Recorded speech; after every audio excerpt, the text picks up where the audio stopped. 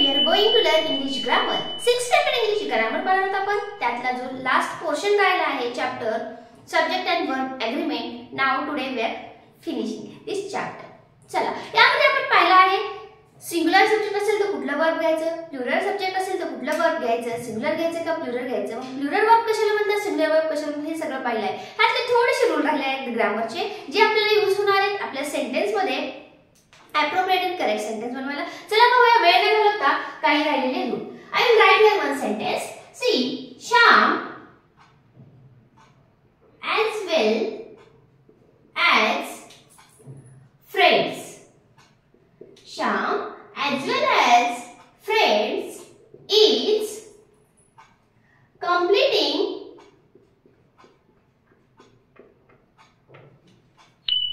the work. See, what is the sentence here?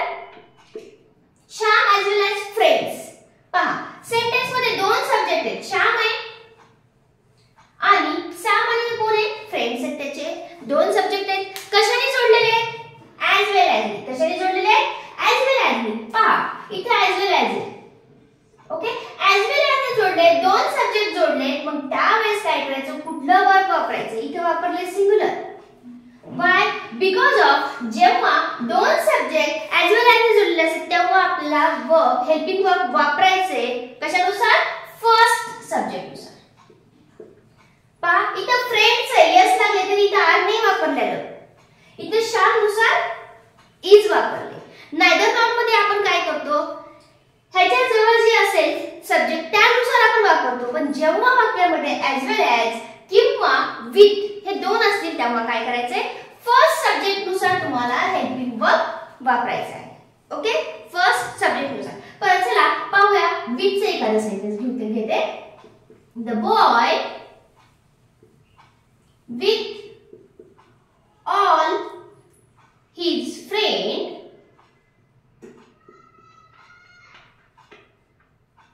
Has gone for a picnic. See, आता इथे पण पहा दोन सब्जेक्ट आहेत. कुठले कुठले दोन सब्जेक्ट आहेत? The boy.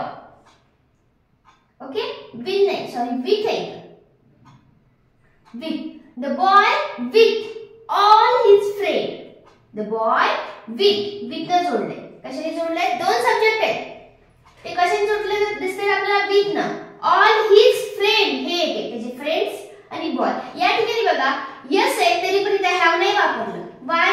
बिकॉज ऑफ जेव्हा सेंटेन्स मध्ये दोन सब्जेक्ट as well as किंवा with न जोडलेले असतात त्यावेळेस तुम्हाला हेल्पिंग वर्ब कशानुसार वापरायचे? फर्स्ट सब्जेक्ट नुसार. कशानुसार वापरणार तुम्ही? फर्स्ट सब्जेक्ट नुसार. आणि नायदर नॉर आयदर ऑर असेल तर सेकंड नुसार, म्हणजे ह्याच्या जवळच्या नुसार. ओके, चला पाहूया नेक्स्ट रूल. यामध्ये पण आपल्याला दोन सब्जेक्ट जोडायचे. मग ते कशानुसार जोडायचे? त्यामध्ये कुठला रूल आहे ते पहा. आता जर दोन सब्जेक्ट असतील आणि ते नॉट ओन्ली बट ऑल्सो ने जोडलेले असतील तर मग काय करायचं? चला बघूया एखादं सेंटेन्स घेऊन. Not only dogs but also cats. तुमच्या बुक मध्ये सगळेच घेतलेले तेच सेंटेन्स घेते, त्याचंच एक्सप्लेनेशन देते, म्हणजे तुम्हाला याच्यामध्ये त्याच्यामध्ये कन्फ्यूज होऊ नये. That's why are available at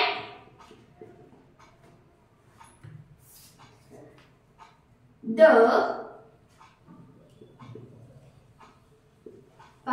काय not only dogs but also cats are available at the animal shelter. हा सेंटेन्स काय केलेले आपण? Not only dog but also cats are available at the animal centre. इथे काय वापरले? सेंटेन्स मध्ये subject जोडले नॉट ओनली बट ऑल्सो. म्हणजे कोण कोण आहे तिथे? सब्जेक्ट डॉग आणि कॅट. ह्या दोघांना कशाने जोडले? नॉट ओनली बट ऑल्सो ने जोडले. त्यावेळेस काय करायचं तुम्हाला? इथं जे काही हे आर वापरले ते दोन्ही इथं कोइन्सिडेंट झाले, इथे पण यायचे इथे पण यायचे. पण त्यावेळेस काय करायचं? Verb agree with the second subject. Verb agree with second subject. इथे कॅट कसं आहे? प्लुरल सब्जेक्ट आहे.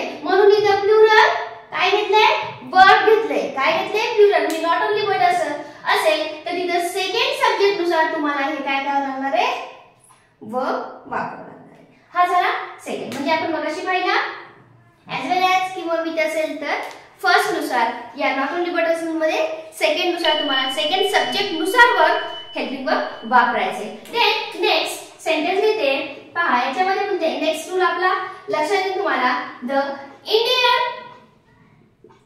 इंडियन आर्मी इज, पहा इथे इज वापरले. कसं वापरले बघूया. A large force. Indian army is a large force. आता इथं आले आर्मी. हे कुठलं आहे नाउन?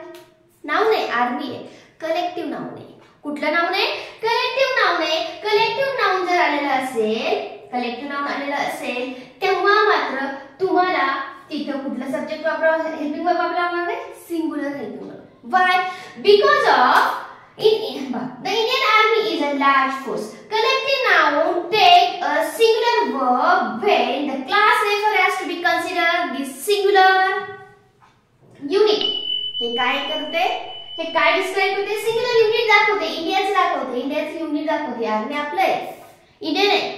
ओके, म्हणून इथं काय वापरलं? याच्यानुसार कलेक्टिव्ह नाउन आहे. आर्मी काय कलेक्टिव्ह नाउन असेल तरी सुद्धा तुम्हाला इथे काय वापरावं लागणार आहे? सिंगुलर वर्ब वापरावं लागणार आहे.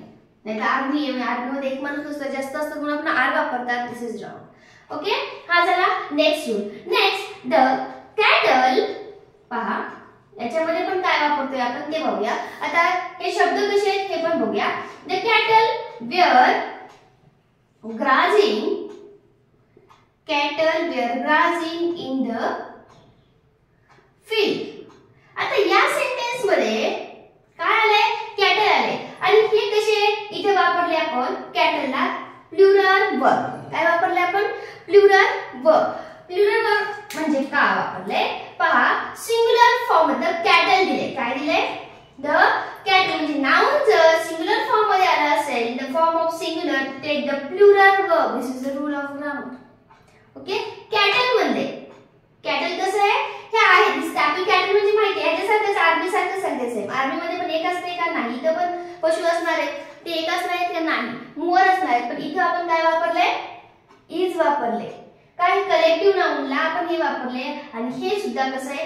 कॅटल्स एक नसणार आहेत, मच असणार. पण पहा singular in the form of plural verb. याला हे सिंगुलर जरी असतील नाउन का याला सिंगुलरच म्हणतात. त्या नाउनला काय म्हणतात? हे सिंगुलर कन्सिडर केलेले. त्यामुळे आपल्याला काय करावं लागणार आहे? इथं वर्ब जे काही हेल्पिंग वर्ब वापरणार आहे ते आपल्याला काय करायचंय? प्लुरल वापरायचे. फक्त याचं थोडंसं जम्बलिंग होऊ शकेल. कसं? इथं कसं आहे? एक नसून अनेक आहे. पण कलेक्टिव्ह नाउन असेल तर तुम्ही सरळ त्याला काय वापरा? सिंगुलर वर्ब वापरा. इथं कॅटल दिसतंय, याला काय वापरायचं? प्लुरल वर्ब वापरायचं. जर ते म्हणजे असे काही आहे जसं की तुम्हाला सांगायचं झालं तर दुसरं बघितलं आपण पेअर ऑफ स्पेक्टेकल असते, मंप असेल, नंतर जीन्स असेल, सीजर असेल. म्हणजे ज्याला दोन भाग बसतात. आता स्पेक्टेकल दोन येतात त्याला भाग. तुम्ही सीजर घेतले तर दोन कात्रीचे दोन इकडचे टोक येतात. पॅन्ट इकडचा एक भाग इकडचा एक भाग येतो. म्हणजे याला आपण पेअर कन्सिडर करतो. त्या बाबतीत पण एक रूल आहे. मग त्या बाबतीतला रूल कुठला बघूया. डायरेक्ट तुम्हाला सेंटेन्स घेते म्हणजे लक्षात येऊन जाईल की तुम्हाला काय करायचं. पहा माय पेअर. आता स्पेक्टेकलच घेते तुम्हाला समजून येईल. My pair of spectacle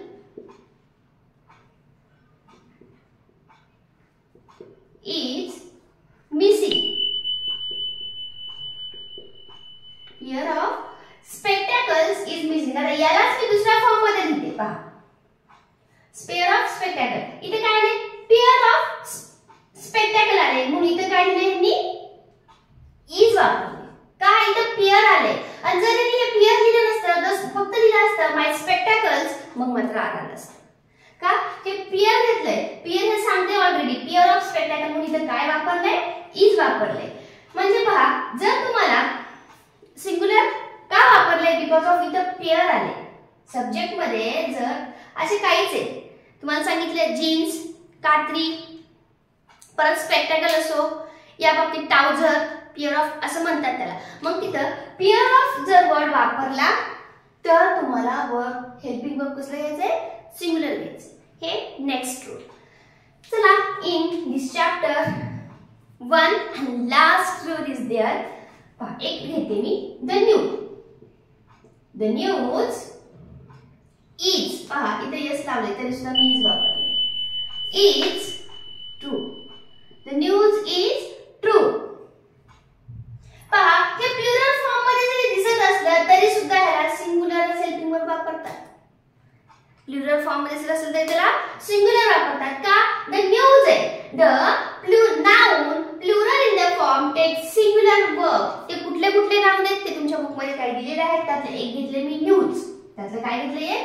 news. दिसायला प्लुरल दिसतंय ते, पण त्याला आपण सिंगुलर आहे असं कन्सिडर करून सिंगुलरच हेल्पिंग वर्ब वापरावं लागणार आहे. ह्या चॅप्टर मध्ये या पद्धतीने आपण सगळे रूल शिकलो आहोत. तुम्हाला मॅक्झिमम मला तरी वाटतं की पूर्ण कन्सेप्ट क्लिअर झाले असेल. जर हे कन्सेप्ट क्लिअर झाले तुम्हाला तर तुम्हाला एक्सरसाइज पण सोपं जातील. आणि हे कन्सेप्ट मी अगेन तेच सांगते तुम्हाला, हे कन्सेप्ट जर तुम्ही आता क्लिअर केले तर त्याचा उपयोग तुम्हाला कॉम्पिटेटिव्ह एक्झाम MPSC पर्यंत होऊ शकतो. कारण फाइंड द एरर असतो, सेंटेन्स मेकिंग असतं. ह्या सगळ्यामध्ये ह्या गोष्टी किंवा हे ग्रॅमॅटिकल रूल तुम्हाला यूज होणार आहेत. ओके, चला आपण हा चॅप्टर इथे संपलेला आहे. आपल्याला क्वेश्चन आन्सर पाहिजे पाहूया नेक्स्ट व्हिडिओ मध्ये. आणि लाईक करायचं, लाईक करून घ्या आणि शेअर आणि सबस्क्राईब करायला मात्र विसरू नका. Okay, thank you.